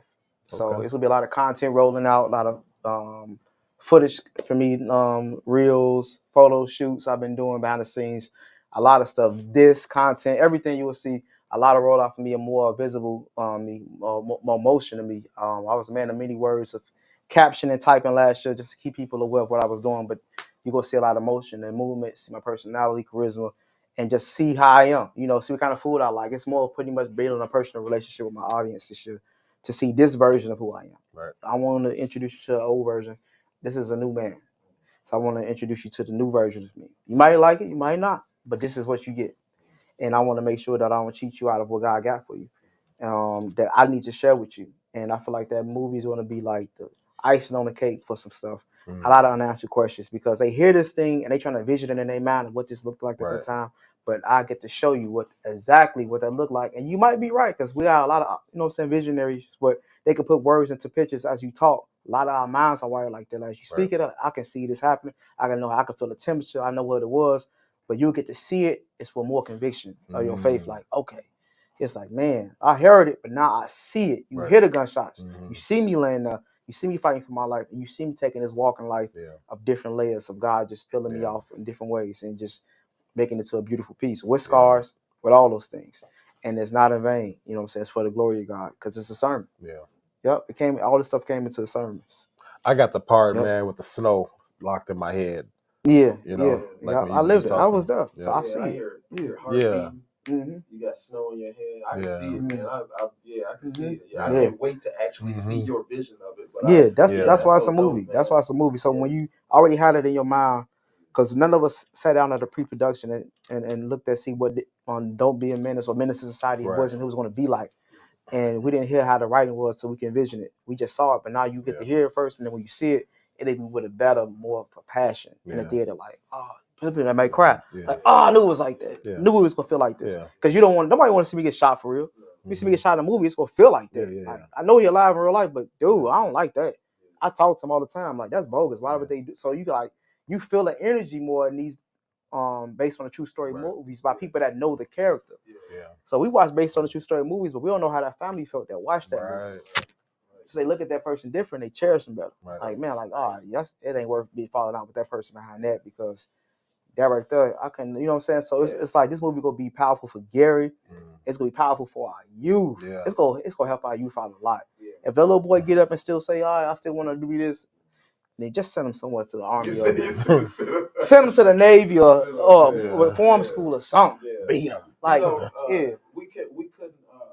It's crazy, man, because I really, especially at this point in time in my life, man, it's people that probably believe at this point in time in my life, I'm probably a lost cause to some people. And to others, they see something else. Everybody sees something different. Look, man, y'all pray for people. Because nobody was going to pull you out of what you were doing at that point in time in your life. Once again, you had to go through it. some people, man, be trying to pull you out of your purpose because it don't look right to them. Yeah, they tried, man. Yeah, they tried. I thank God for them for the trying. For those that did try. Yeah, it's good to try, but sometimes, man, like sometimes we gotta leave it in the hands of God and pray for people. Try, you know what I mean? But then I see people, man. I'm talking about the people that try to write folks off. When like, oh, he ain't nothing, but he just for the streets. Oh, yeah. You just no, man. Don't write people off because that man might be actually living in his purpose. Just getting started. Purpose ain't always pretty. Yeah, I always say that. I said purpose ain't always beautiful, but it's purposeful. Yeah, but you never know. Don't prematurely snatch somebody out of something that. I tell people all the time, stay out of God's business. Say what you got to say. But if you keep saying it, just stay out of God's business. Because he may be doing something, maybe showing them something. Do not touch thy anointing. The deliverance don't look like what it should look like to you. Yeah. But God said, no, I got something I'm doing with him. And he don't want people to bring me out prematurely. Because he was preserved. He's like, I got him. So stop worrying about what's going to happen to him because I'm doing something in the midst of this. Yeah. You know, I got him. Look what I did with Saul. Job. Yeah, like, I got this. So let me figure this out. Like, I got this. Y'all worry about what y'all got going on because I'm still dealing with y'all too. Right. Don't try to be his God. I'm his God. I got this. And I have to realize, God, you are my God. Yeah. I like the influence of people bringing to me, but I know when you speak to me when it's time to move. Right. I don't just go by man saying, you need to do this because God said. God go tell me that too. You know what I'm saying? He gonna bring that to me. Gonna tell you first. He gonna bring it to you. He gonna speak to your heart. He gonna speak to you. If he telling me through you, I'm gonna feel the conviction of the God. Because you already know. I'm gonna know, like, that's right. I feel it. It ain't from you telling me. That's God telling you to send me. You know when God speaks, when you know his voice. Yeah. So you have to be discerning of this. That's why it's powerful to be in the word, because you never know when God's speaking or when it's just a person just got influence to tell you that. Right. Because P. Diddy said or 50 Cent said it. No. If God didn't say it, you will know. Right. Because you won't feel comfortable doing it. Right. If God said it, you were like, okay, God said it. You're like, all right. Even when you feel uncomfortable sometimes, it's something that God still said. You just don't want to do it because it's not something that you would naturally do. It's a different discomfort. Yeah, it's a different one. Yeah, it's like an unsureness level. Yeah, but he's not the author of confusion. But when you're doing something that you know, whether it's bad or not, that you know that that's not in your purpose, or you even wonder not in your purpose, and you there. I've been in places where you're like, oh man, this don't feel right. It's not even bad. Right. You know, you're not doing nothing bad, but like you said, man, it just don't feel right. Yeah, it feel right. You can live without it. It's not of God. Yeah. I gotta tell people all the time. Say that again. You can live without it. Yeah. You can imagine yourself. I can imagine myself living without that forever. Yeah. That's not of God. Because that's of God. Well, everything God gives you is to sustain. It's like if I can imagine it without God in the picture, it's not of God. If I can imagine it not being a forever thing, it's not of God. It's not of God. That's a whole gym right there. Yep. Wow. If some of you can't shake loose. Shout out to you, bro. Like when you walked in the door, I knew this was gonna be phenomenal. Yeah. Man. You and your security. Oh man. But look, I appreciate you, man. That must have been the Holy Spirit because nobody found him. That must have been an angel. That's behind the scenes. We seen an angel today come in here. Ain't nobody found him yet. No. Might have been an angel, man. It might have been symbolic to the sermon. Like, where your security guard at? But he wasn't looking for the angel. Bro, the dude shook my hand. And he had a pleasant spirit, too. We let some dude in the door, y'all. We let some dude in the door. When I let him in the door, him and his manager in the door, it was a dude with a big dude. It's probably about as big as Kev. Right. Yeah, he was about, And so when he come in, I shake dude's hand. And then when they come in the room, I said, tell Buddy that he might have to sit in the hallway because it's, Kel's in here. Yeah, I don't know if he gonna fit in. He said that dude went with me. Hey, he just vanished. I said, man, where the dude go? And like, life been so messed up at times, man. And I was like, oh no, he's probably gonna shoot up the building. Hey, you gotta be conscious. Angel, man. Might have been an angel, man. Let us know. Protecting you, bro. This has been so. I cannot wait to see 2024. For us, man. I think this gonna be a year of breakthrough for a lot of people that got faith. And this ain't the year for people that got money. This ain't for people that got education. This year for people that got faith. Because things is gonna happen by your faith. Because I'm talking about it might not be big as everybody's, but just that faith as that mustard seed. Man, if you just trust God with that, He gonna do something miraculous with it. Because He know everybody's faith is measured. Right. He said, I'm gonna give you benefit of a doubt. The faith of a mustard seed. It can move mountains. Man. So I can do it, but do you believe I can do it? Yeah. You survived 2023 with no faith. You did all that on your own. You trusted your job, trusted everybody else. This year's going to be done on faith. Yeah. You got to trust that God. In Jesus' name. Yep. Man, thank y'all so much. Kels, my co-host, man. Shout out to I'm gonna have Kels on here, back on here. Man, he did a good job, man. Appreciate it. Y'all always say on this show, man, money is not the hottest commodity on planet Earth. It is time. Brother, I thank you for giving me the hottest commodity, your time. Amen. I appreciate you, man. Man, it's a blessing, it's a pleasure. I appreciate you. Thank you. It's a pleasure. And y'all look out, man, for him. Y'all look out. Y'all support him. Y'all take care of him. Y'all, I met Eddie Mel yesterday. Yes, sir. Just out and about. Shout out to Eddie, man. The mayor. Man, another dude. Y'all protect him, man, because he really does care about the city of Gary, man. He cares about the well-being of those people.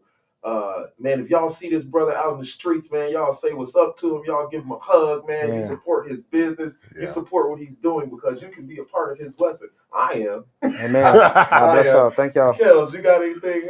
Man, he said it all, man. I'm just sitting there like, wow. Y'all just follow me on Butta The Preacher on Instagram, Butta The Preacher on YouTube, BUTTATHE Preacher. Michael Watson on Facebook, Butta The Preacher on Facebook. Google Butta The Preacher for update content, blogs, videos, and news that's soon to come within the next week and a half. So, thank y'all for sharing this time and this space with us. Share this message, share this podcast, and breathe on this platform, and it will reach lives all over the world. Let's do it together. Yes, sir. Amen. Y'all follow, y'all share the VNO podcast. If you have not subscribed to the VNO podcast, go to YouTube right now. Go to YouTube, hit that subscribe button. I need subscribers, y'all. This is a dope podcast. I'm not saying it because it's me. I'm just saying it. Y'all, I made it through a whole interview. I didn't shed no tears. I was a grown man today. Man. He clean. So this man that preached, I'm over here like, what? Yeah, I wanted most of the time, bro. I said, I work a manly job outside here. A lot of times I be shedding tears. People sit right there, man. I can't help myself. I'm an emotional person. I don't care, though. So, hey, y'all, BNO, what you know? We are ordinary people with extraordinary stories. Tune in next week, man. We have a dope show for you next week. Sundays at 7, man. Peace. Man, bless y'all. Man, that's a good show, man. But have you ever thought, what if this is all just a dream? And we're just waiting in line to wake up? And most people think I'm insane. Once you realize that all the shit you used to care so much about just keeps you a prisoner of your own mind.